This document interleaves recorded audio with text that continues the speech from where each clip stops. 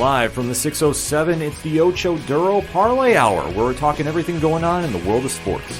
Join in the conversation on social media with the hashtag ODPH, because here we go. Instead of looking deep inside, every word I have to say, keep it. Welcome back for an all-new edition of the ODPH podcast, better known as the Ocho Duro Parlay Hour. What's happening, everybody? Thank you so much for joining us this week. My name is Ken M. Joining me in studio, as always, you know him. He's the co-host. His name is Padawan J. Folks, I'm glad to say I survived the great Facebook outage of 2021. I hope you all made it safely through it. I don't know how the hell we ever coped with this, but we will come back stronger. The longest 3 hours. Now it was like 6, dude. Or 6? It was 6. Yeah, it went out at like noon and then didn't come back until like 6 p.m.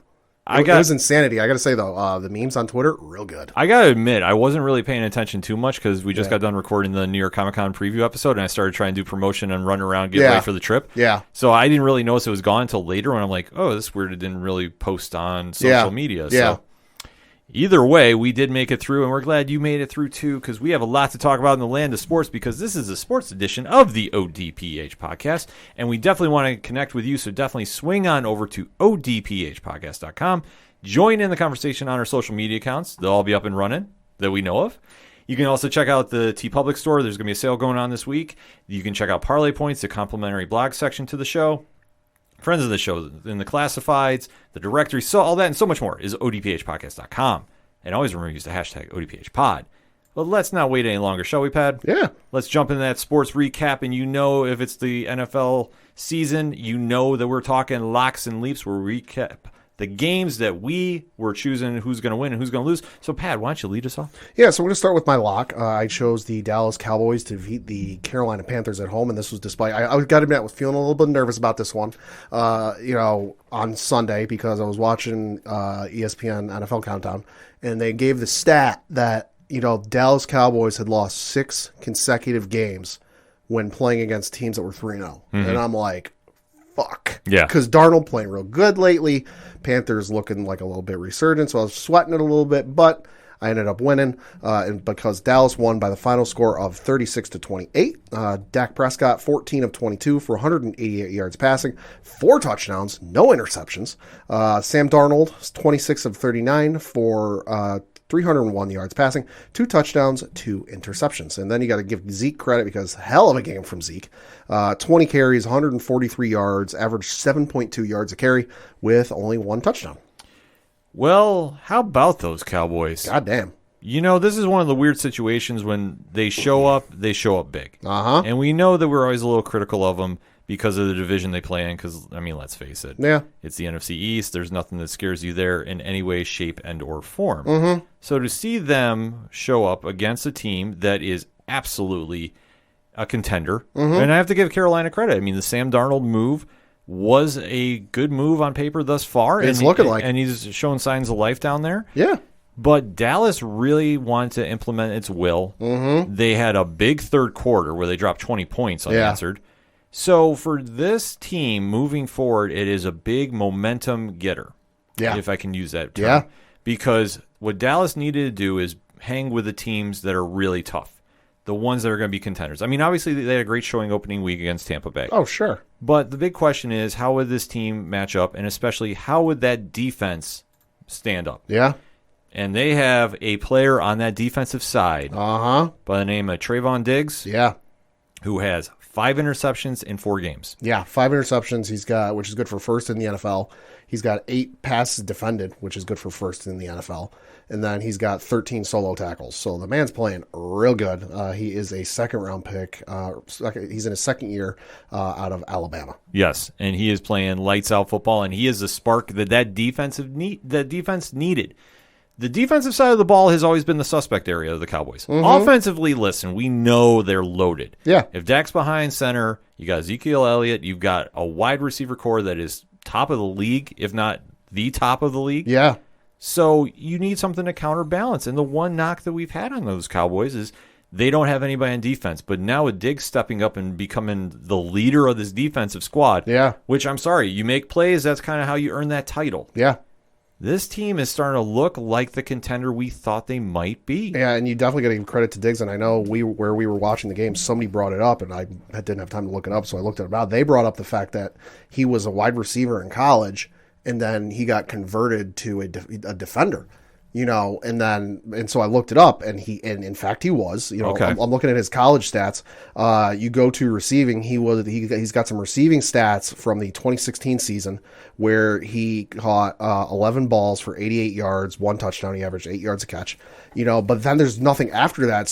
But he does have defensive stats for 2016 as well. But defensive stats for 17, 18, and 19. So it does look like at some point in 2016 he might have been playing both sides of the ball, but then they just converted him to a defender fully in 2017, and it's looking like, because I'm looking at his stats from 2017 on, and in terms of interceptions, it's done in 2017, 1 in 2018, 3 in 2019. It's looking like it's taken him a couple of years to get used to what to do on the defensive side of the ball, but now it's finally clicking for him, it would appear. And that coupled with his knowledge of what a receiver might do or might not do in certain situations is paying off dividends. Oh, absolutely. I mean, this is such a huge win for the Cowboys, and I want to say this is the move that might, and I know it's a little early fantasy booking here, sure, but this might be the player that gets them over the hump. Yeah. That we focus so much on their offensive side. We really have not seen Diggs light up as much as he has, and this game was the prime example. Even when he was not catching interceptions, he was still making plays on this side of the field. And that's what you need, is somebody to really lead by example. Yeah. The Cowboys look like they have it going. I mean, obviously Parsons had a great game too. Oh, yeah. But this is where the Cowboys are really going to have to shore up that defensive side of the ball. And with this showing they put against Carolina, it started looking like maybe they're in the right direction. Like I said, I'm not ready to crown them just yet. No. But from what I saw, they shut down a very good Carolina team. And they did what they needed to do to win. I mean, granted, the fourth quarter, I think there might have been a little more garbage yards going on for Carolina to make the game a little closer. But the takeaway from this is Dallas is for real. Yeah, and it was definitely one that I think they had to prove themselves just because they had that week 1 loss against Tampa Bay. But you're defending champs at home, banner getting raised, that's a whole other animal in and of itself. They beat the Chargers by 3 points in week 2, so definitely a good win for them. Blew out the Eagles at home by 20 points in week 3. And with Philly, who the hell knows what team's going to show up for them. So this was a game that, like, okay, you really need to prove yourself because you played a good team in the Chargers. You played a so-so team with Philly. So beating Carolina, starting to, like, I'm not ready to crown them, but you're making the right steps. Yeah, like I say, I mean, I think they're for real, but I'm not fully ready to put the official stamp of approval on them. Sure. But moving forward, this is a big win to build from. Yeah, and they got some interesting games coming up. They've got the New York Football Giants this coming Sunday. After that, they are playing New England up in Foxborough. And then after that, they've got some interesting games playing Kansas City, the Raiders, and the Saints in back-to-back-to-back weeks.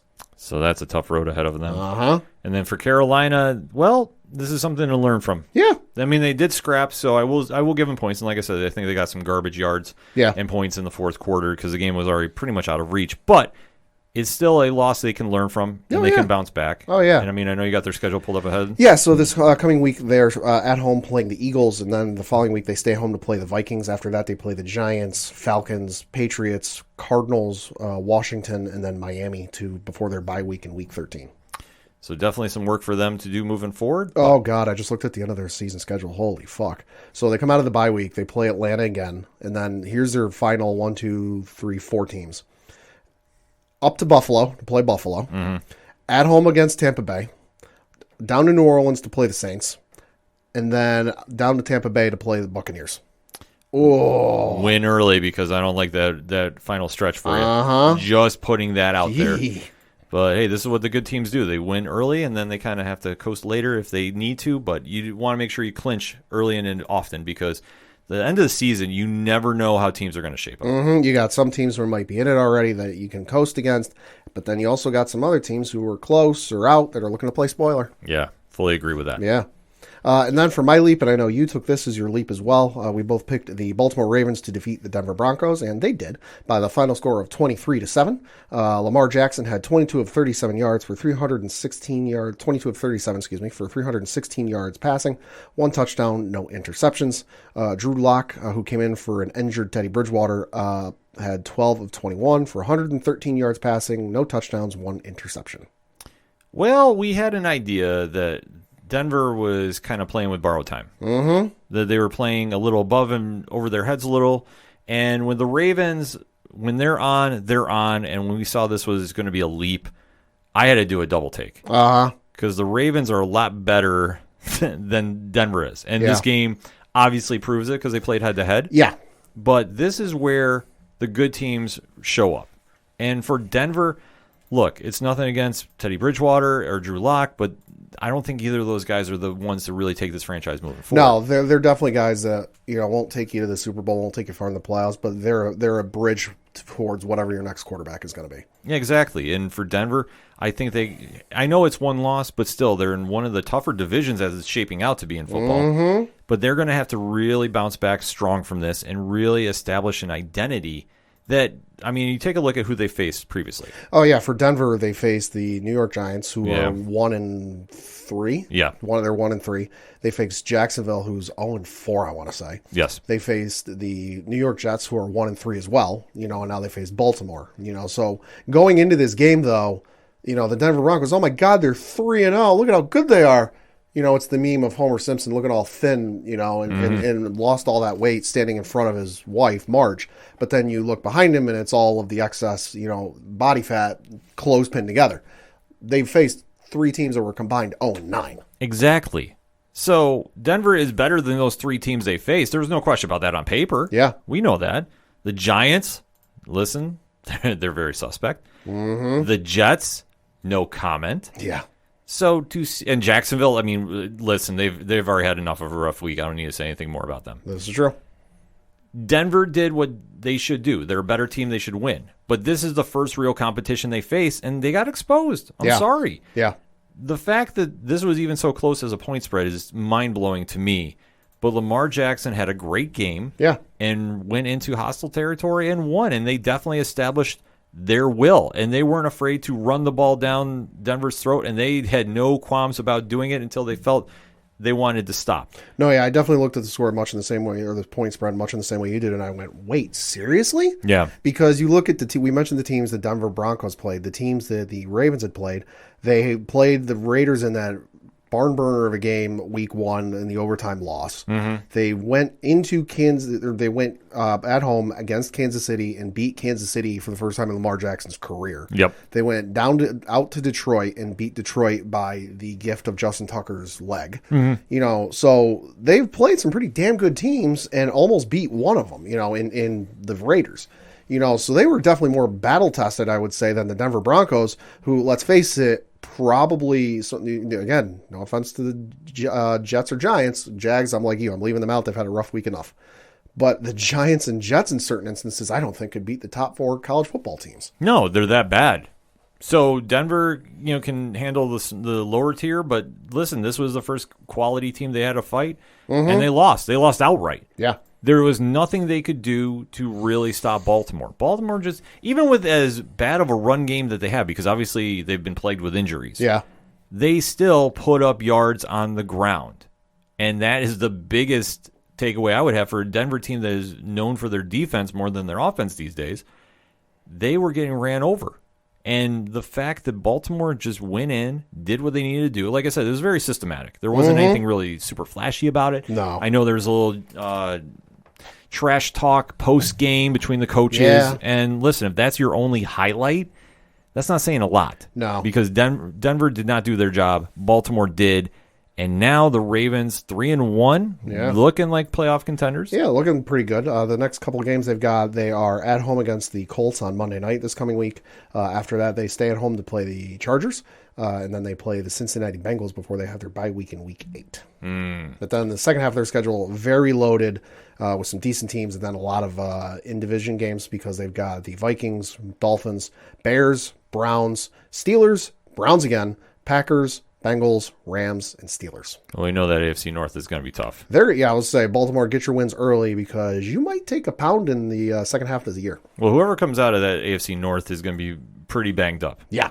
Because that is a very, very smash-mouth division. Second stringers will be getting some work. Yeah, smash-mouth to the core. So for Baltimore, get those wins now. And for Denver, well, we'll see what you do moving forward. Mm-hmm.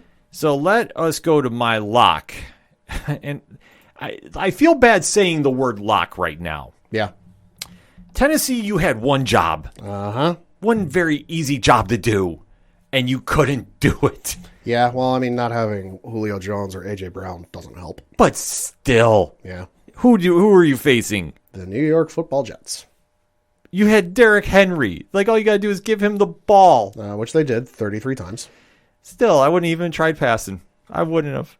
The fact that Tennessee, one, went to overtime, and two, lost in overtime. On a field goal. Yeah. Pat, just break the game down. Yeah, so the Jets won by a final score of 27-24 in overtime. Zach Wilson, 21 of 34 for 297 yards passing, 2 touchdowns, 1 interception. Ryan Tannehill, 30 of 49 for 298 yards passing, 1 touchdown, 0 interceptions. And like I mentioned, Derrick Henry had 33 carries, but only 157 yards. Averaged 4.8 yards a carry, only good for 1 touchdown. On the receiving side for Tennessee, you definitely had some good games from Jeremy McNichols, who had 8 catches, 74 yards, no touchdowns. Chester Rogers, 5 catches, 63 yards, no touchdowns. Josh Reynolds, 6 catches, 59 yards, 0 touchdowns. Stop me if you've heard any of these names, by the way. Mm-hmm. And then on the flip side for the Jets, nothing special out of the run game. Michael Carter, 13 carries, 38 yards, 1 touchdown. Receiving game had a pretty good day, though. Corey Davis, 4 catches, 111 yards, averaged 27.8 yards a catch, 1 touchdown. Keelan Cole, 3 catches, 92 yards, no touchdowns. Jamison Crowder had 7 catches, 61 yards, 1 touchdown. So I think this was just a case of, because it wasn't like one day A.J. Brown went out and then the next day or a couple days later Julio Jones was out. No, it was like the same day it got announced that neither of them would be playing on Sunday. And I was like, well, that ain't good. I'm like, I'm not going near that pick for locks and leaps. But then I know we were out watching the Buffalo game and we saw the score of the Titans and Jets game, and it was you or Rich went, how the hell is, the Jets hanging with Tennessee? And I go, oh, I remember. And I remembered. I'm like, oh, wait, Julio and A.J. Brown aren't playing. So they're just stacking the box against Henry and going, here, run against us. And ordinarily, that wouldn't even stop Tennessee. I don't know if they even bought too much into their own hype. Maybe. I really think they did, because trying to analyze this game, I'm on NFL.com, and I'm looking, and I'm showing Pat as we're talking. So I'm looking at the stats, right? So we see Tennessee, I have up here the stats. I'm even go to passing. Yeah. I can't see Zach Wilson. Well, I mean, I've got his stats here, but yeah, no, I see what you're saying. Like, I'm sorry. The Jets are not good. No. Are they Jacksonville bad? They're close. No, it's close. It's close. Yeah. But I will say this. Tennessee, for being the Super Bowl contender that we all thought they were going to be, even down wide receivers, should have won this game outright. Oh, yeah, because you look at who they played. They lost week 1 to Arizona, which Arizona is very good right now. They beat Seattle in overtime. They beat the Indianapolis Colts in week 3, and then they just lost to the Jets. So it's like, okay, first game, honest coin toss. You never know. Mm-hmm. Good win beating Seattle. Good win against Indianapolis, but then you lose to the Jets? Yeah, it's just, I'm puzzled by it. I really am, because watching the game when we did, like, Derrick Henry was having a great game. The Jets were moving the ball, so I don't exactly know how you describe that, other than it was not flashy. It was a gritty performance. Yeah, I mean, maybe it was just the case that the Tennessee defense had a bad day because Mike Vrabel, forward defensive player for the Patriots and under Belichick, normally his defenses are very good. They're not shut down, lock you down defense, but they're normally very good. Could have just been an off day for the defense because, like I said, I think the defensive plan for the Jets was stack the box and stop Henry, try to let the other guys beat us over the top. Because, again, you look at the stats, Derrick Henry had 33 carries and only got 157 yards. That's telling me they stacked the box. Here, you want to beat us? You're going to have to throw it, because you look at the other side, you had 8 receivers in double digits. for Tennessee. So that's telling me the Jets just stacked the box and, hey, you want to beat us, you're going to have to beat us with a bunch of no-names. And I'm just shocked that they couldn't pull it off. I really am. Because, I mean, before the season, Tennessee did not exactly have a wide receiver core that scared you. No. But they would still get the job done, but you also had Derrick Henry. For the Jets to put up this performance, I'll give them their due. Mm-hmm. They showed a lot of grit, and they stayed in this game even when they should have been dead to rights out of it. Sure. I'm sorry. Like, they should have. And I wasn't too impressed personally with Zach Wilson's body language, especially in that overtime. I know he was on the sidelines really complaining about the one ball that did not go in. The end zone, he was arguing out of bounds about. Yeah. I didn't see a lot to take away that like the season's turned around and to feel good as a fan. Yeah. I mean, for Jets fans, you won and congratulations. Like I'm happy. You feel good for a week, but in all honesty, it was probably a fluke. Yeah, like that's the thing. Like I didn't take away like, hey, we've turned the corner. Like this kid's going to be the real deal. I'm sorry. Like I don't see it when I see him play. So even though I've seen some Jets with that take online. Oh, I know. But for them, it's a Super Bowl win because let's face it, when your team is bad and you get a win over a really good team, celebrate it. Yeah. You got 6 days to do it. Then it goes away. So it was also the first time in like 10 plus years that the Jets and Giants both won on the same day. The last time they did that, Yankees won the World Series. Well, let's hope that happens Just again. That needs to happen because that would be the only way I can justify this egregious loss. Because for Tennessee, this is a bad loss. Yeah, I don't care. You didn't have your wide receivers there. You still have enough talent to beat a very, very bad team, and you failed to do the job. And for the Jets, congratulations. I don't know where you go from here because it's not going to be the playoffs. No, next week they are traveling over across the pond. They're going to play the Atlanta Falcons over in England. Oh, God, that's the London game? That's the London game. That's next week. Okay. And then they got a bye week in week 6 because, hey, jet lag. Yeah. And then they've got a long stretch because after that, they play from October 24th all the way through January 9th without a day off. And then they play the likes of New England, Cincinnati, the Colts, Buffalo, Miami, Houston, Philly, New Orleans, Miami, Jacksonville. Oh, my God, this end of the season run. They've got New Orleans in week 14. They've got Tampa Bay in week 17. And then they've got Buffalo to close out the year in Buffalo. Good Lord. Well, we'll have to see what they're capable of doing. I mean, they play spoiler? Sure. Yeah. I will even say this. They'll give the Bills a run for the money because... Division game. But other than that, I'm not seeing anything on here that's screaming like they're going to be contending. They might get a couple wins here and there. Yeah. But from what I saw, and even like I said, Zach Wilson did not impress me. No. I know it's still early in his career. It's only 4 games. I get that. But still, I didn't see enough that he really took it to a better team. No, yeah, I mean, he looked good. But when you've got a defense that, from all intents and purposes, looked like it was playing as bad as Tennessee was, even Uncle Rico could have a good game. Exactly. So for the Jets, hey, celebrate it. Yeah. I'm not hating on you. Yeah. I'm not going to hate on you. Yeah. Just celebrate for 6 days and then it's going to go away. Yeah, and then Tennessee, they got an interesting schedule coming up. This coming week, they're down to Jacksonville to play the Jaguars. Then they've got Buffalo on Monday night. Kansas City the week after. Good luck. And then they've got the Colts, Rams, Saints, Houston, and then New England before their bye week in week 13.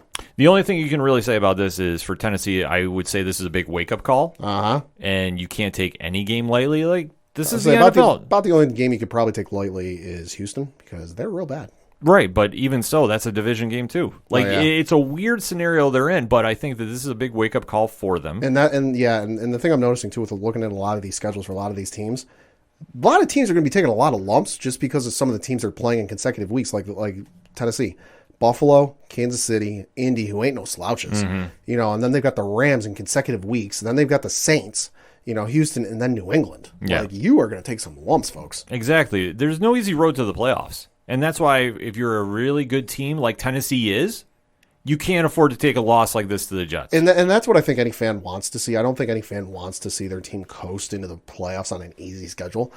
They want to see them take some lumps and really prove themselves like, hey, we deserve to be here. Yeah. So for Tennessee, we'll see how you bounce back from this. I'm sure they will. Oh, yeah. Not against Buffalo, but I'm sure they'll bounce against some other team down the road. Yeah. But since we shared leaps here, I want to pick a game of the week. Sure. And I know this one you had circled too.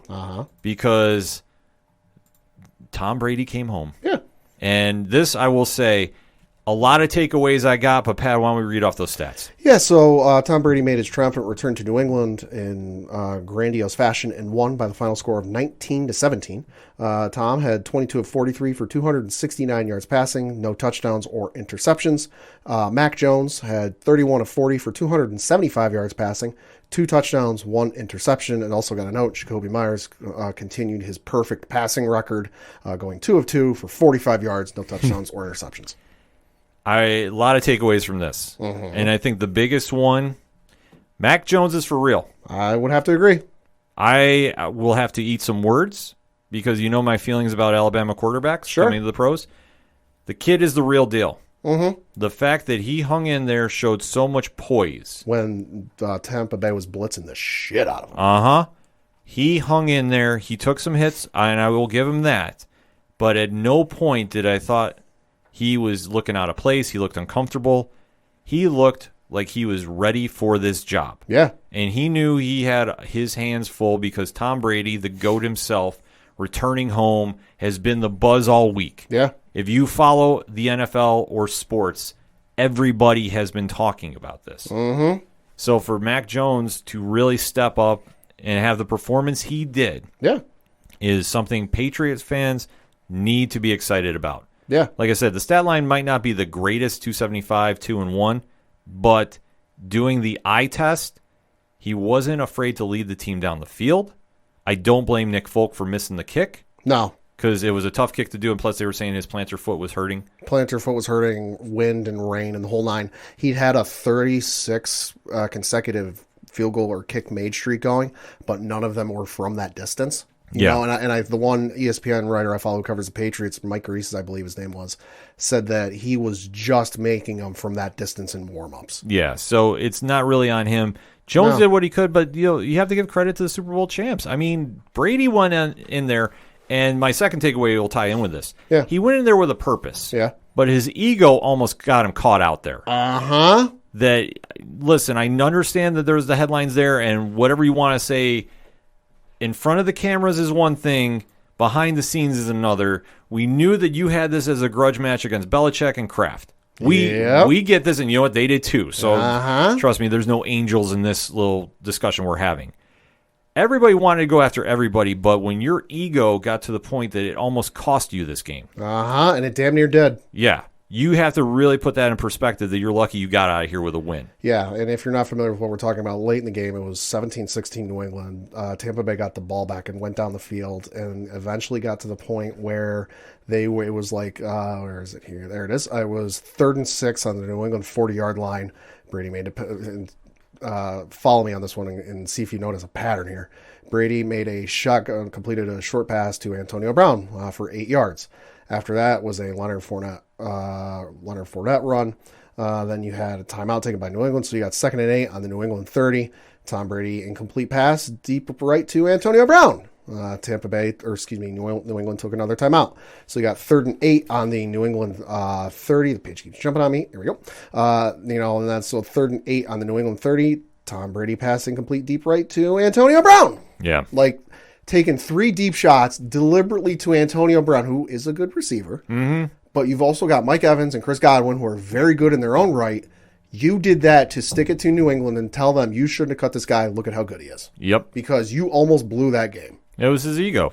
And listen, all great players have egos. Don't even say they don't. The most humble one knows they're good, and they just don't talk about it. Yeah. Brady went in there with a mission, and he wanted to say that New England South, because there's so many Patriots to play in Tampa Bay now. Yeah, pretty much. Was better than the team up north. And he wanted to make a point about Antonio Brown, too. And this is almost cost you your game. This was a little bit reckless, and I was surprised for a second that he did this because we usually see Brady more composed. But let's face it, the emotions of coming back to your old team after 20 years. Yeah. He got caught up in it. No, yeah, he definitely got caught up in it, and I definitely think the emotions and the noise and everything rattled him because he got held to no touchdowns. Yeah. Which does not happen very often. And the fact that it was 7-6 at halftime, I think just goes to show you how rattled he was. And I definitely think He's got to give all the credit in the world to Leonard Fournette. 20 carries, 91 yards, 4.6 yards a carry. Like, if he is not the number one running back in Tampa Bay, Bruce Arians is a goddamn idiot, because he was, now, granted, I will say, New England's rush defense has never been good over the years. I don't care who's on that defense, but still, he was running at will all over that New England defense. And then the receiving corps did what they did. Mike Evans, 7 catches, 75 yards. Antonio Brown, 7 catches, 63 yards. Chris Godwin's 3 catches, 55 yards. And you got to give credit to the Tampa Bay defense, especially the run defense, which, we knew their run defense is very good. The New England leading rusher was Nelson Aguilar, who had 4 yards. Yeah. They're not going to get any positive rush yards on the defense. But I think you got to give credit to what Mac Jones did, that I wanted him to do good. I never want a guy my team drafts to not do good. Sure. I always want to see him do good. But with all the hype that was coming out of the training camp, and especially Dante Scarnecchia, who was our O-line coach for all of half a century or something absurd like that, saying, "Oh, this kid's the guy. He's got it all." And I'm like, all right, if anybody's blowing sunshine up my ass and doesn't mean it, it's Scarnecchia. Everyone praised and shut up. I'm like, how good his 2-minute offense is in the fourth quarter. I'm like praising everything. I'm like, I want to believe it, but I got to see it for myself first. Yeah. He's finally proven it to me, because there was some wild stat that he's like the first quarterback in NFL history to have like a 70% plus completion percentage in the first 4 games of his career. Yeah, in the entire NFL. It's a wild stat. It's insane, So I got to give credit to the New England defense, because they held Tom Brady to no touchdowns. And this is, but mind you, without Stephon Gilmore. Yeah. Who is still out with his injury and is, I think, out to week 6 or 7. So the defense played phenomenally. Especially, I forget, I was one defender, J.C. Jackson, who I think was draped on Antonio Brown that entire final drive where Tampa went down and got the game-winning field goal. The defense played really well. They stepped up. Belichick had them ready to go for this game. They understood the game, too, and they did not want to take the back seat. That as much as players are still friendly with Brady, listen, this was still a rivalry game of epic proportion because of the legacy left there. When the star quarterback that builds that dynasty up leaves, that there's going to be some very awkward feelings going on. To put it very mildly. Oh, yeah. But the team stepped up. This was a heavyweight bout. There's no question about it. And I don't even care about the record, 1-3. The Patriots are for real. Yeah. If anybody was questioning about how they were going to do this season, look, they might not win the division. Yeah. They might be outside the playoffs by a game, possibly because of just how everybody else shapes up, or they might sneak in that last wild card spot. Yeah, because I'm looking, they lost to Miami week 1, 17-16. That wasn't a bad loss. That's in division, Yeah, divisions you can mark as division. They beat the shit out of the Jets, which we talked about. The only bad loss I would say they had was week 3 to the New Orleans Saints, 28-13, where they just didn't have anything going. That's the only bad loss, because even this I wouldn't say is a bad loss. You held Tom Brady to no touchdown passes. It was 7-6 at halftime. It was 3-0. It was 3-0 after the first quarter in favor of Tampa Bay. And I went, there's no, much in the same way they were playing Kansas City last year, and they held them to it was 10-3 or something at halftime. And I'm like, this ain't gonna last. You need to score, because this isn't gonna last. Same thing here. 3-0 after the first quarter. I'm like, you need to score. This isn't gonna last. Tom is gonna figure this shit out. Yeah. But hey, the defense stepped up. Defense stepped up. They did their job. So moving forward, this was a good learning experience for them, and they'll definitely flip those lessons moving forward. Yeah. As for Brady, I think he's just happy to be done with this game. Yeah. That now he can get back to doing Brady things. Yeah. And I know that they're going to make their march back for the Super Bowl, and they're looking in good shape. Like I said, they're looking in good shape. The only thing that I will say is they did get bit by the injury bug in their secondary and defensive side a lot during that game. So I don't know how that's all going to shape up. Yeah, but so they got a couple interesting games coming up. They've got Miami this coming week. After that, they play Philly, the Bears, and then the Saints, and then they've got their bye week in week 9. So definitely a lot of football left to be played for those teams as well as the rest of the league. So doing a quick recap, Cincinnati took it to Jacksonville 24-21. Not even going to touch that game. Yeah. No interest. Kansas City dropped 42 on Philly, even though Philly got 30, but a lot of that was garbage points. Yep. The Giants somehow, some way, went into New Orleans and won in overtime. Ugly. Danny Dimes, baby. Oh, God, that was just a bad game. That was a terrible game. Yeah. Cleveland had a gritty win against Minnesota, 14-7. Yep. The Bears beat Detroit, 24-14. Buffalo beat a AAA team in Houston because, listen, as a Bills fan, I would love to talk about how great that win was, but listen. The Texans fucking suck. Texans are awful. At halftime, they were beating the Chicago Bears record for fewest yards per play from like a week ago at 0.6. Yeah. At halftime, the Texans had 0.6 yards per play. It was atrocious. It was not fun watching the game at one point because the Bills were just running all over the place. Mm-hmm. And what else can you really say about that one? That's a good win to go into Kansas City next week. Yeah. But other than that, there's nothing worth talking about there. Indianapolis defeated Miami 27-17. Washington beat Atlanta because who is Atlanta? What is Atlanta? Atlanta took another L. Yeah, they did. That was a game they could have won, too, 34-30. Seattle surprised and defeated the 49ers 28-21. Mm-hmm. Arizona. Yeah. 4-0 now. Yeah. Defeating the Rams. How are you feeling about that one, Pat? They're looking real good, I got to say. 4-0, winning by a final score of 37-20, winning handedly, I must say. Only remaining undefeated team in the NFL, beating the likes of Tennessee, the Vikings, Jacksonville, and now the Rams. Got a couple interesting games coming up. They've got the 49ers this coming Sunday. They go out to Cleveland and play Cleveland the following week. Then they play Houston, Green Bay, the Niners again, Carolina, Seattle, and then they got their bye week. So they're looking real good, I got to say. Yeah, definitely impressed with what I saw there. Aaron Rodgers did Aaron Rodgers things. Yeah, he did. Defeating Pittsburgh 27-17. Save 248 yards passing, 2 touchdowns, ho-hum. Yes, exactly. Another day at the office for him. And then closing out the week, the LA Chargers defeating those Vegas Raiders. And I will say this. If Vegas had played a first half, they would have won that game. Can I just ask one thing?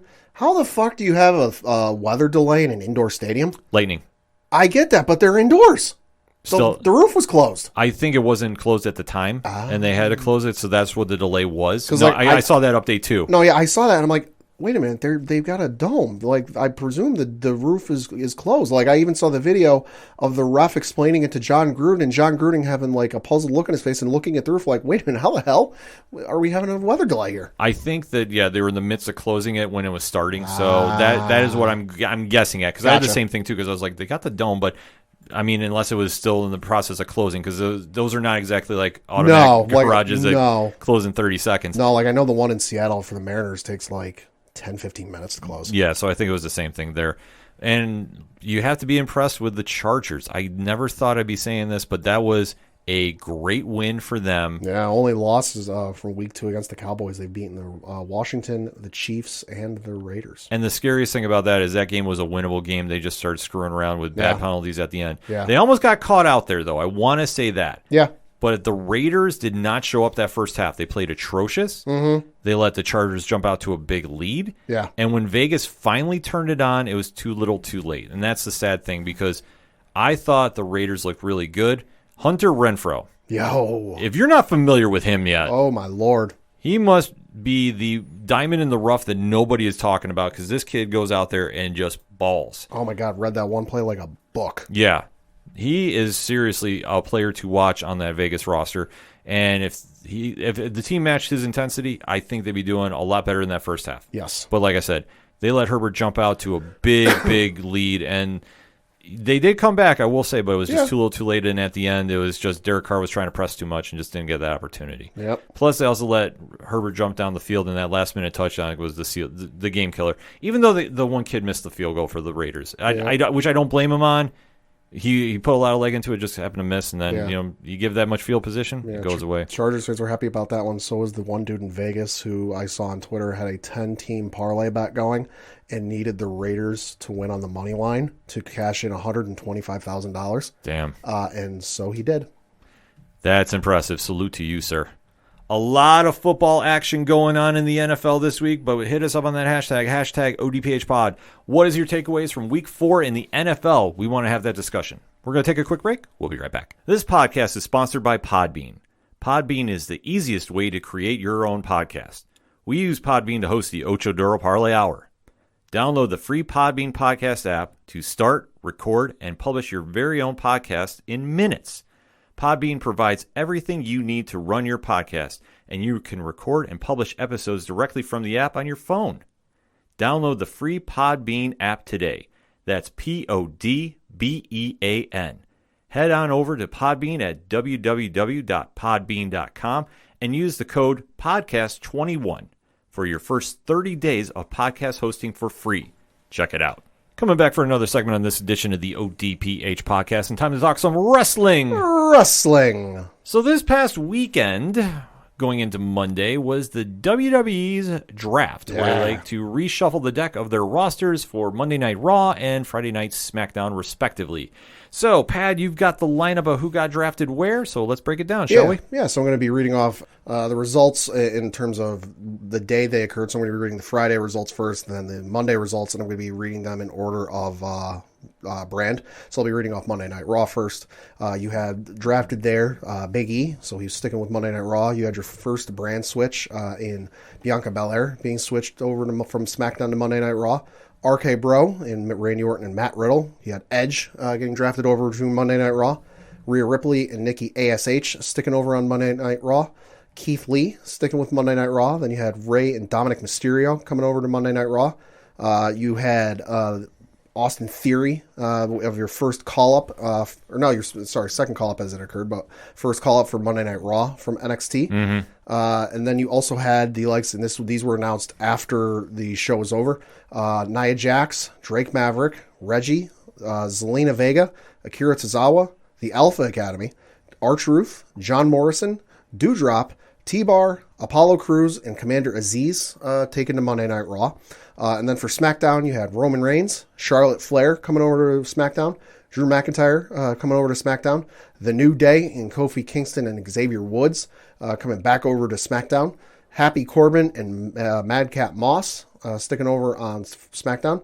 You had Hit Row coming up from NXT. Hit Row. Yeah, and then you had Naomi, who I believe was on Raw, coming over to SmackDown. Jeff Hardy coming over to SmackDown, and then announced after the show was over for SmackDown, you had Aaliyah, who we know Mike C is very happy. Yes. Tony Storm, Drew Gulak, Mace, Mustafa Ali, and Mansoor all taken to SmackDown. Okay, so initial breakdown from this. Few moves stick out. The biggest one for me is Hit Row. Especially that high. Oh, man, that's huge, and I'm so happy for him. That is one of the best factions in wrestling going on right now. They are entertaining as all hell. Yeah. And trust me, they just need to get that spotlight, and they are going to run with it. If you have not seen Hit Row in NXT, they are phenomenal. So this, especially being the third pick overall, or third rounder, that's huge, like you touched upon. Yeah. I wasn't so shocked at Charlotte Flair coming over to SmackDown. No. I think she needed a good change of pace, especially being as dominant as she was on the storylines around the title belt on Monday Night Raw. To switch her over to SmackDown, I think definitely helps. Yeah. I think it kind of alleviates a little of the congestion they have up there. Yeah. I was surprised to see about Happy Corbin and Madcap Moss. Hey. Especially that early. Yeah, but Corbin is very solid. Like, listen, you can say what you will about him, but in the ring, he is a very solid worker. Mm-hmm. Madcap Moss, listen, they want to run with this gimmick of like the Rat Pack swinger style of Vegas. Yeah. I'm okay with it. Like I'm not hating on it. It's not my cup of Java, but I get it. I'm very surprised to see them drafted as high as they were. Yeah. But I know they really want to push it. I know that they were teasing the whole Naomi versus Sonya Deville storyline. Mm-hmm. So I'm interested to see how that all shapes out. In the Jeff Hardy move, I wasn't super surprised at, because one thing that he's been very vocal on the different interviews I've seen him in, he really wants to wrestle Roman Reigns. Yeah. And I don't know if they've done that before. No, I don't think so. But that's like before he leaves the WWE, and I'm not saying he's going to AEW, but just before his contract runs out. He wants to have a match with Roman. He might have tagged with him at some point, but I don't think he's ever wrestled him one-on-one. It's not ringing a bell, so obviously hashtag ODPH pod if you want to correct that. But I think that would make sense. In fact, I was even talking with Rich from 3FN about this as well. You know how they want to do like a feud usually leading into Royal Rumble, so it's not like a major one, but why not plug in Jeff Hardy there? You could do that. Like, I think that would make a lot of sense. On the Raw side of things, nothing really jumped at me too much that I was like, whoa, about, except Austin Theory coming up from NXT. That was a surprise. That was a very big surprise because he's been kind of the henchman of the Way, the Johnny Gargano faction. Yeah. But I feel as I'm watching NXT, they're flipping it where they're going to plug Dexter Lumis in that role. Yeah, I'm thinking so. And that makes sense because obviously those vignettes are so fucking good. Oh, yeah, that's one of the most entertaining things in all pro wrestling right now. So I understand that. And you know what? To get him back up to the main roster, let him do something. Don't pair him with anybody. Yeah. Let him be a solo act right now, because I know when they've tried doing the factions with him, he gets very lost in the shuffle. And Sure. I think that's not fair to him. Sure. He's talented as all blazes. Even show that little charisma with him and Jeff Hardy. Which I think is what he's going to do for the couple of weeks until these, because that was the one thing with the draft is normally the draft happens and they take effect immediately. But because they've got the Crown Jewel pay-per-view set to take place in like 2 weeks or something like that, 2 weeks this coming Friday, the draft results aren't taking place in effect until after that. So I think, but with NXT, that's not the case. They are there now. Mm-hmm. I think that makes all the sense in the world, to introduce them to fans, especially on main roster or fans who only watch main roster stuff. They don't watch NXT. Pair him with somebody that fans enjoy watching, and Jeff Hardy, Yeah, prime example. Prime example. Fans still love seeing Jeff Hardy. It's a good matchup. I'm definitely down for that. I think that's cool. And the other one that really jumped out to me, and I'm so thankful for this. Yeah. It looks like they're finally done with Retribution in any way, shape, or form. Yeah. T-Bar being split up from Mace. Listen, we need Donovan Dijak back. Mm-hmm. I'm going to say the Ring of Honor name. I'm not even going to say the NXT name. That's the guy I want to see back in the ring. That's the one. Feast your eyes and let him feud with Keith Bearcat Lee. And I'm down. Listen, that could be the new fight forever. I'm good with that. Yeah. They have great chemistry together. I'm just happy that he's going to get a chance to finally shine on his own on the main roster. The Retribution gimmick failed. That was dead on arrival, just because they announced the whole build-up, and then the way they came in, you already had comparisons being made to Nexus, and when that came out, it just didn't work from the beginning. We got these guys coming in and wrecking shop every week and tearing the place apart, but we're going to sign them to rosters, to contracts, and then we're going to draft them to an exclusive roster. That was just a ball dropped massively. It was just I understand creatively they want to try something different, get edgy, but it just failed. Yeah. It failed on every front. Yeah. It lasted way too long. The only thing noteworthy is the Legend of Slapjack. Yeah. Let's never forget. Yeah. So good. So good. A little pissed off. They split up New Day again. Well, God damn it. But I'm also wondering if they're going to pull like a late minute shenanigans and bring him back. Maybe. That's the only thing I could think of. The only other thing I can think of is there. How a couple years ago we had Shield versus New Day. Maybe they're going to set up for New Day versus Hurt Business, cross brand. Yeah, there's ways to write that off, but I would say with the New Day we can definitely see that happen at some point, and definitely run with that somewhere. Yeah. But then let's go to night 2, shall we? Yeah, so this was night 2 on Monday, and again, I'm going to be reading them down by brand. You had Becky Lynch switch over from SmackDown to Raw. Didn't even wait for them to announce it. Came out to open the show and announced it her goddamn self. Mm-hmm. After that, they retained Bobby Lashley. You had Monday Night Rollins is coming back. Seth Rollins. Yes. Taking over, coming back to Monday Night Raw. So the drip on Monday night just got increased tenfold between him and Johnny Drip Drip. Oh my God, yeah. Damian Priest and the United States Championship sticking on Monday Night Raw. You also had AJ Styles and Omos staying on Monday Night Raw. Kevin Owens coming over from SmackDown to Monday Night Raw. Same with the Street Profits, also with Finn Balor, all coming over to Monday Night Raw. Then you had Karrion Kross sticking there along with Alexa Bliss. Carmella coming over to Raw for the first time since the brand split. Yeah, that was interesting. Yeah, she's been on SmackDown the entire time. And then the last one that was announced on television for Monday Night Raw, once he's done with school, Gable Stevenson, which surprised to no one. Well, you know what? Actually, I was a bit surprised. Oh, yeah? I would say this. I'm not surprised he's coming to the WWE because obviously they made a very big public deal about him signing. Sure. I thought he'd go to NXT first. Okay. But this tells me one thing.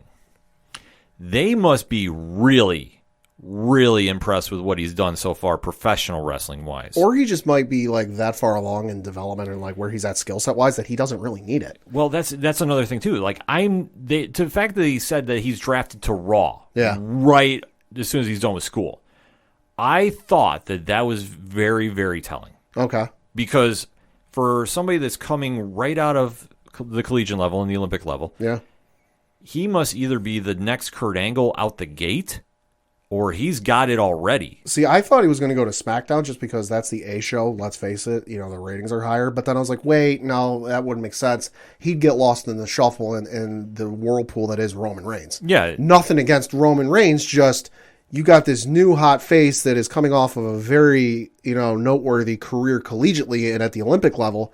You don't want to stick him on Monday Night Raw and have him Friday Night SmackDown and get lost in the shuffle with Roman Reigns because, hey, Roman runs that show.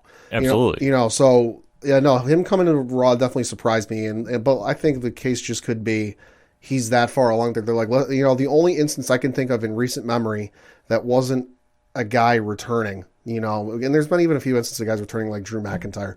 But like in terms of like new faces coming over to WWE for the first time, the only ones that I can think of that didn't go to NXT first and just completely bypass the main roster, bypass that to the main roster because hey, they didn't need it, were AJ Styles and then Anderson and Gallows. Yeah. Even the other guys, Finn Balor, Shinsuke, Kevin Owens, Sami Zayn, as good as they are, all went to NXT. He just must be that good, or Vince is that high on the man. Well, I think he's very high on him. I mean, you can't take anything away from him. Like, that's the thing. He is gifted as all gifted, an Olympic athlete. I am just shocked that they're going to bring him up right away. I felt like maybe just a quick run in NXT might have done him some good. Yeah, maybe. But NXT is getting loaded with so many new faces. Maybe that's why. Yeah. But that one really jumped out at me for being kind of a surprise. Yeah, and then some names that were announced after the show was over on Raw Talk for Monday Night Raw: Dana Brooke, Dolph Ziggler, and Robert Roode, Jackson Riker, Veer, Liv Morgan, Mia Yim, Tamina Snuka, Tegan Knox, who's getting split up from Shotzi Blackheart, which is a goddamn shame, I'd say. Yeah, I was not happy with that. Shelton Benjamin and Cedric Alexander, and then The Miz. Well, this one, nothing really was jumping out super, like, flashing lights, except they broke up Shotzi and Tegan, which I kind of understand that to a degree. Yeah, and then they also, you got to figure they broke up Natalya and then Tamina. Yeah, but I think that team ran its course. Yeah. I mean, that wasn't one that I thought was going to stick around long term. I think they just paired them together and kind of saw where they ran. And hey, former tag champs. You can't go wrong with that. Yeah. Mia Yim, though, getting her run on Raw, I think is going to be big. That's real good. I'm happy. I'm super happy about that, and the Hurt Business is back. Yeah. Let's go. This one, especially for Raw, once you had some picks announced, even from Friday night, you kind of saw where things were going. Becky came out and announced she was coming to Monday nights. I was like, well, that means Steph's coming to Monday nights. Yeah. And then you got to figure Friday night, once Bianca was announced for Raw, I'm like, well, that means Street Profits are coming to Monday. But no, definitely some cool draft picks. And then switching over to Friday Night SmackDown, in order they had the Usos sticking with Friday Night SmackDown along with Sasha Banks and then King Nakamura and Rick Boogs. So definitely going to have Pat McAfee happy about that one. Yeah. Sheamus switching over from Monday Night Raw to Friday Night SmackDown along with Shayna Baszler in that real good new gimmick who's just breaking arms left, right, and center. Yeah, she's back to being a badass. Thank you. And then you had a call-up from NXT, and this one definitely surprised me, and I'm happy for her. Xia Li. Yeah, being the very shocked at that. And posting on either Twitter or Instagram, I forget where I saw, somebody shared it, being the first Chinese woman on the WWE main roster in history. That's awesome. Good for her. Yeah, like I say, the gimmick that she's doing down in NXT, I wasn't a big fan of, but I do like her ring ability. Yeah. Like I've seen what she's done between the ropes. She's and great. She's great. I'll say she was in 2 Royal Rumble matches, if I'm not mistaken. Real good. Yeah, no, I think she's got time to shine. Like as long as they get her away from that Mortal Kombat gimmick, I think is a good thing. Yeah. You had the Viking Raiders drafted to Friday Night SmackDown, so they were switching over from Monday Night Raw, along with Ricochet. You also had Humberto Carrillo and Angel Garza over to Friday Night SmackDown. Cesaro sticking over with Friday Night SmackDown. I believe this next one was a call-up, Ridge Holland. Yeah, no, that's really surprising. He's been the big, strong, heavy for Pete Dunne down in NXT. Yep.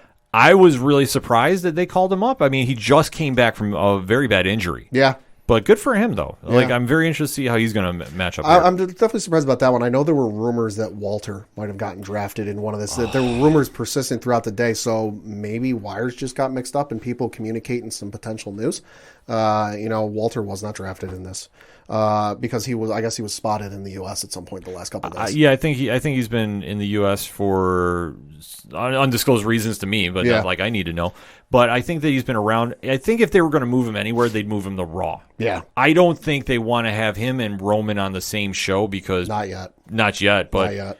You go, oh my God, you imagine that match? Give it to me. Give it to me. But him, like I said, him on Raw, I could definitely see at some point. Yeah. And then the last pick that was advertised or announced on the show, and he was definitely thinking there was some conspiracy going on, and even going so far as to say, is my name even in the draft pool? Sami Zayn. And then some names that were announced after the show was over. On Raw Talk, you had Shotzi Blackheart, Natalya, Jinder Mahal, and Shanky. So this draft really helped Raw out more than anything. I'm not saying it was bad for SmackDown, but I'm very happy of what I saw with Raw. Yeah. Because I am too. Raw needed a lot of help. Raw needed a shot in the arm, even though I will say this. They've gotten a lot better in recent weeks since the NFL came back. Yeah. The shows have been very, very good. Mm-hmm. Big E as champion is working, and the whole New Day versus Hurt Business feud, I wish they gave more time to. Yeah. But I understand they didn't. And I'm kind of very interested to see how that's all going to shape up, especially with the Street Profits now coming back to Raw. I know that wasn't mentioned on there. Mm-hmm. That to see how that's going to get mixed in their tag team division, which I think sorely needs a shot in the arm too. Yeah. Raw, I think, got a very good grade out of this, and I'm going to say SmackDown did okay too. But SmackDown didn't really need a lot. No, they didn't. And you got a couple of interesting names left over as quote-unquote free agents. They can be quote-unquote signed at any point in order here. Brock Lesnar, Bayley, Asuka, John Cena, Undertaker, Eva Marie, Elias, Grand Metalik, Lacey Evans, Lindsay Dorado, Shane McMahon, Shane Thorne, and then Titus Worldwide. Well, I mean, I have no interest in seeing Shane Thorne. No. But the Legend of Slapjack, I'm here. Don't ever forget the Legend of Slapjack. This is true. No, but this kind of gives a little more wiggle room about where the creative team wants to take the wrestlers. Yeah, especially because Bayley and Asuka both injured right now, so they're waiting to come back. Lacey, I believe, is still. I don't know if she's had her child yet or is about to. Yeah. But you got to figure in those instances, it's just a case of where they want to put them creatively. It leaves them free once they're able to wrestle again, and then they can just pencil them in or write them into a story. Well, I think, though, it gives a little excitement to the WWE going into the fall and push towards Survivor Series. Obviously, we know that's going to be Raw versus SmackDown. Yeah. So that's going to be something big to watch. And just how everybody shakes up. I mean, there wasn't any real moves that I was unhappy with. Like, I thought, oh, this is a bad move. Sure. The only one that I would say jumped out to me that I thought they should have broke the team up and sent one of them to SmackDown, and that one is AJ Styles and Omos. Okay. I thought they should have broke them up and sent AJ to SmackDown. I think that would have been a good move because I think Omos is ready to take that jump as a single star. Maybe. In my opinion, I think he's there.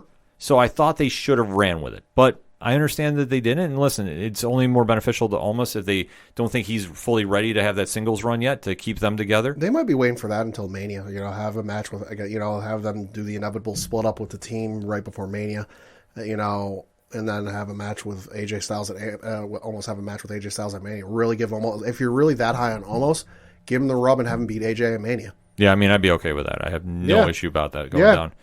But overall, though, Pad, the draft, final thoughts on that? Well, it was good. It was good to see, because I do watch Raw more than I watch SmackDown. And that's just because I'm busy on Friday nights. I catch Raw and reruns, on Hulu and then, the highlights on YouTube.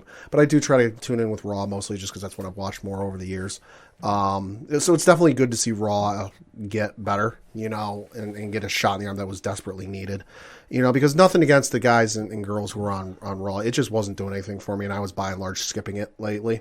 Mm-hmm. But with the additions, especially Rollins, Edge, Becky Lynch, even Bianca Belair, and even Street Profits, God almighty, there are some great matches and great potential for some stuff on Monday Night Raw now. Yeah, I agree with you. I think Raw got some sorely needed help, even though they were going in the step of the right direction to begin with. Mm-hmm. So for them, I thought it was a big win. And for SmackDown, they didn't need a lot because they've been the flagship show for so long now. Yeah. I mean, it's transitioned. It went from Raw to SmackDown. Yeah. But I do like the fact Shayna Baszler's over there now. Uh-huh. I think that she's going to do big things, that now she can really get a run there. So the only question I got is somebody's going to be turning face very, very soon in that women's division. Not Shayna. I was going to say it's not Shayna, but you got Charlotte, Sasha. You really have to kind of have somebody have a breakout that can really be the face of that women's division. And I mean, like, faces and heels. Yeah. So, but they have such a stacked division there, too. It's going to be very impressive to see what they do. So, one good matchup we get on Raw now. Hurt Business for Street Profits. Oh, sign me up. Yo. Sign me up. Give it to me. Oh, I can't wait to see that. But that is not the only big wrestling news going on this week. Oh. As we head into Wednesday, October 6th. Pad, do you know what day that represents? That's the day we're going down to New York right before Con. Well, that too. But it is the 2-year anniversary show of AEW Dynamite. Oh, yeah. Hailing from Philadelphia. So they have a very, very solid card for that show. All right. So we have, I'm assuming it's going to be the main event, but listen, it's always AEW. It could be subject to change. Card subject to change. The Elite, so we're talking Kenny Omega, Adam Cole, and the Young Bucks, will be taking on Jungle Boy, Luchasaurus, Christian Cage, and Bryan Danielson in an 8-man tag. Okay. We have Sammy Guevara defending that newly won TNT championship against one Bobby Fish. Forbidden Door working. So that one got thrown together really, really quick. I'd say so. We also have Hikaru Shida taking on Serena Deeb, and this is going to be my match of the night. Okay. I believe that Shida is 1 win away from 50 wins in AEW. Wow. So this is going to be a great match, though, regardless. Good for her. I'm super excited to see this match. And then the one that I think is generating the most buzz. We're having a casino ladder match for reasons. Yeah. But what is very interesting is the winner of this match is going to get a world title match. Okay. So the lineup we have for this match that is announced, we have Pac, Andrade El Idolo, Moxley, Archer, Matt Hardy, Orange Cassidy, and the Joker. So that's the wild card. Yeah. So with that being said, Pad, do you have any guesses about the wild card? Who's the current champion? Is it still Kenny? Yes. Okay. The wild card. Well, it's not. Let's just get this out of the way. It's not Bray. Unless Bray got an early release. Which, listen, he didn't show up at the Rochester show. He ain't going to show up at this one because his no compete is still up through the end of the month. So it's not going to be Bray. I'm going to guess it's going to be some. It's this is a real shot in the dark. This is a real leap. Okada. I tell you what, if it's Okada, social media will break. Yeah, I'm going to guess it's going to be somebody big from Kenny's past in New Japan. Dude, if that happens, social media will lose it on Wednesday night. And because they're teasing the shit out of this. Even me, who doesn't really watch AEW and doesn't really follow them on any social media, I'm still seeing stuff about how much they're hyping up this, casino ladder match and then the Joker. Like they're talking about it like a week or two out. Well, the thing about this is, for being the 2-year anniversary show, and we have to applaud them for doing this. I did a Blog Scout Anywhere doing a quick recap of the history of AEW Dynamite. I feel that they really want to put a big moment for the 2-year anniversary. Oh, you have to. And rightfully so, because last year, I think for the 1-year anniversary, it kind of fell short. Well, given the circumstances of this time last year, understandable. Yeah, which, like I said, I'm not faulting them, but I think for how the card was stacked up, because at the beginning of end of last year, you had the beginning of the John Moxley Eddie Kingston feud. Yeah. This, though, I think if they go with the Joker, the smart money would be Hangman Adam Page. Yeah. Because we know he took time off for reasons. Mm-hmm. So it would be a great way to bring him back. Yeah. I personally wouldn't want to see him come back in this capacity, because what I think would be the smart play for him is him come back, reignite the feud against the Elite, and go right after Adam Page, or Adam Cole rather. Baby. Yes. Well, they missed their golden opportunity, having him interfere with the tennis match or whatever the hell it was, that Arthur Ashe. Yeah. Having him interfere with the Kenny Danielson match there and setting up the match at Full Gear. That was a golden opportunity. Yeah, which, unless they really want to force him to go back into the title picture, which, listen, they had the best storyline they had going in AEW with Page's run for the belt. Mm-hmm. So I wouldn't be mad about it if they did. No. But you're kind of in this weird scenario where you have Bryan Danielson hanging around Kenny Omega. You have to run back their match because they went to a time limit draw. Right. So how do you plug and play everybody there? Do you go with a triple threat at Full Gear, their next pay-per-view coming up in November? That's going to become a big question mark if it is Page, because if you see Page come back for this, he's going to win the belt, or he's winning the match. There's no question in my mind about it. The only other X factor you could have is if somebody else signs and comes in. Bray would be an early release, but like you touched upon, I think if he was going to get an early release, it would have been Rochester. Yeah. I don't see him coming here, but it's you have to throw that possibility out there. It'd be a big way for him to debut. Yeah. So I don't know if necessarily it'd be him. I could see it being somebody like a Braun Strowman. Maybe. Because we know Braun has been long cleared. And he's been teasing on social media along with his massive muscle gain. Christ goddamn mighty. Yeah. He's been teasing he's going to have an announcement or what he's doing in the future soon. Yeah, so it would be big for him to get in.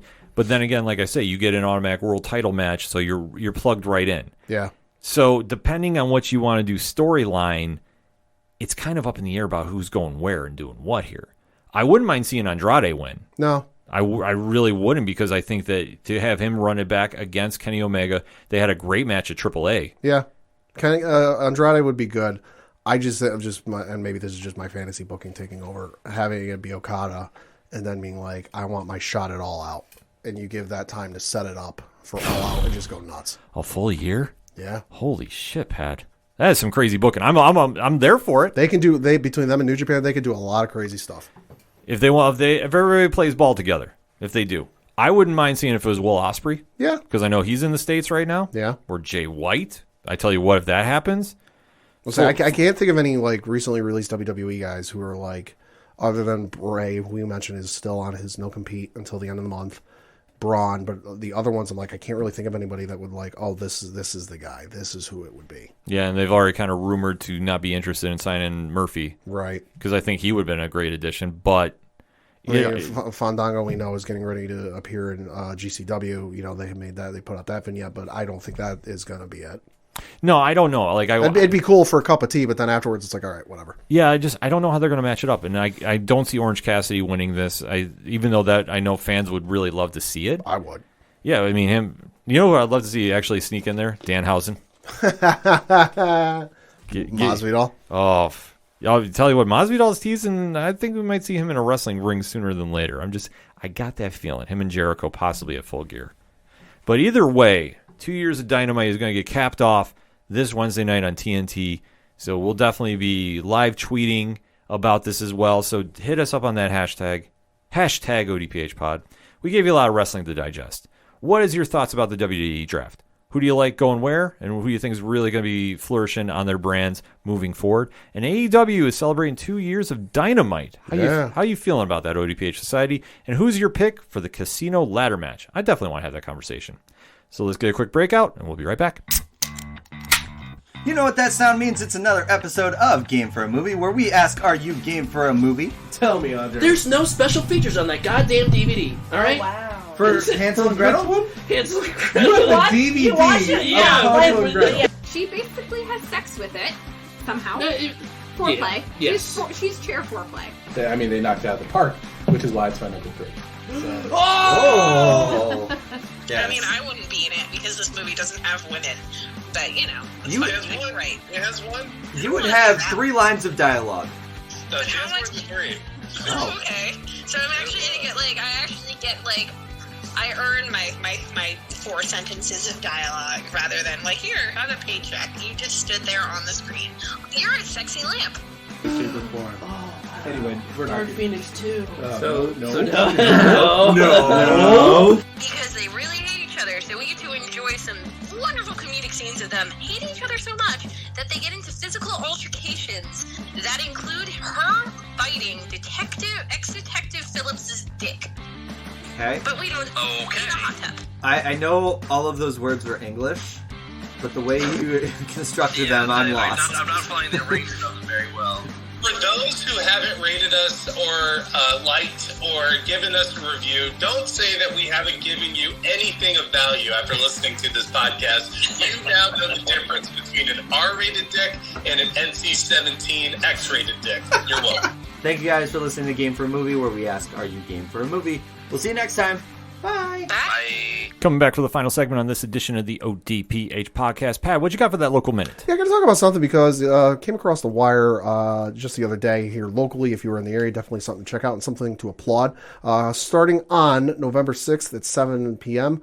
At the Veterans Memorial Arena here in Binghamton, we do have hockey back in Binghamton. Hey! With the new hockey league, and the Binghamton Black Bears making their new season debut here in Binghamton.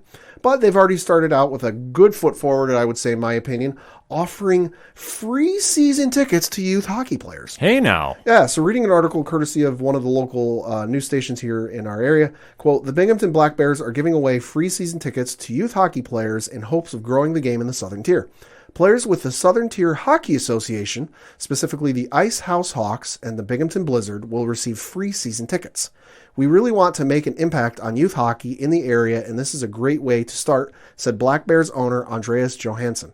The Southern Tier Hockey Association, Ice House Hawks, and Binghamton Blizzard do amazing things to help grow the game, and we hope this is the first of many ways we can help. Details on how youth players can redeem their tickets will be announced soon. So definitely a good move on their part. Very cool move. You know, I know it's going to be a bit of a tumultuous thing here in the area, just with the way the AHL left the area and the Devils left the area. But you got the team coming in. Hey, listen, we know we're not everyone's first choice, but we're trying to put a good foot forward. Yeah, that's a good way to try getting people in the seats. So, I can't argue with that too much. No, absolutely not. And then switch it over for my base. Got to talk postseason baseball because as we record, it starts tonight.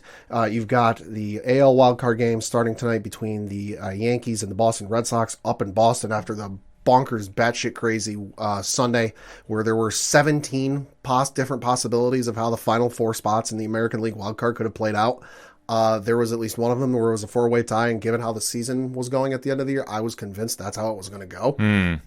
Glad I was wrong because the Yankees walked off it. The Yankees pitching staff, the final game of the year, where they were playing the Tampa Bay Rays.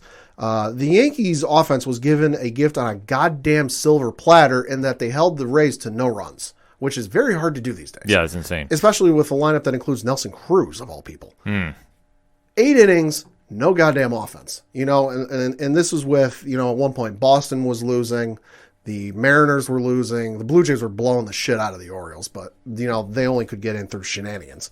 So I'm like, listen, you were getting a golden opportunity here. Score for the love of God. Aaron Judge helped the Yankees walk off into the playoffs. So you've got the Yankees and Red Sox playing each other in the wild card playoff game. They will play, whoever wins that will go on to play the Tampa Bay Rays, who have got the number 1 seed in the American League. You've also got the Chicago White Sox taking on the Houston Astros, because fuck them, go White Sox. Yep. Over on the National League side, you've got the LA Dodgers playing the red-hot St. Louis Cardinals, who won like 17-plus games in a row. Or something absolutely crazy, something absurd. Like they've got a franchise record wins in a row. It's insane.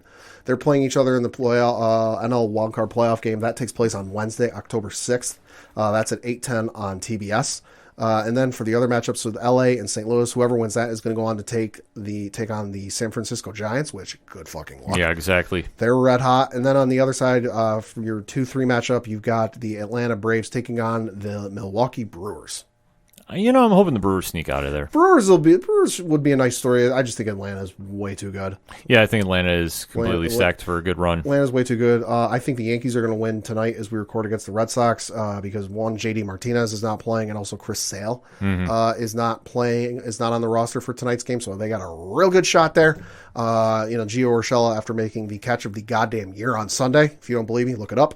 Is playing for the Yankees. I think the Yankees will be able to beat Boston and play Tampa Bay, but I don't think they'll be able to beat Tampa Bay. Tampa Bay is just way too good. The White Sox have been real good all year. They've been hot, so I think they'll be able to beat Houston. So I think it's going to be Tampa Bay and Houston in the LCS. I think Tampa Bay is going to beat the White Sox because, listen, Tampa Bay's been real fucking good all year. Yeah. I think it's going to be Tampa Bay to make it to the World Series, and then over on the other side, listen, St. Louis is red hot. I think they're going to shock everybody and beat the Dodgers and advance on. I think so they'll play the Giants. I think the Giants will win that matchup. And then I think it's going to be Atlanta coming out of the other LDS matchup. So it'll be San Francisco and then Atlanta in the NLCS.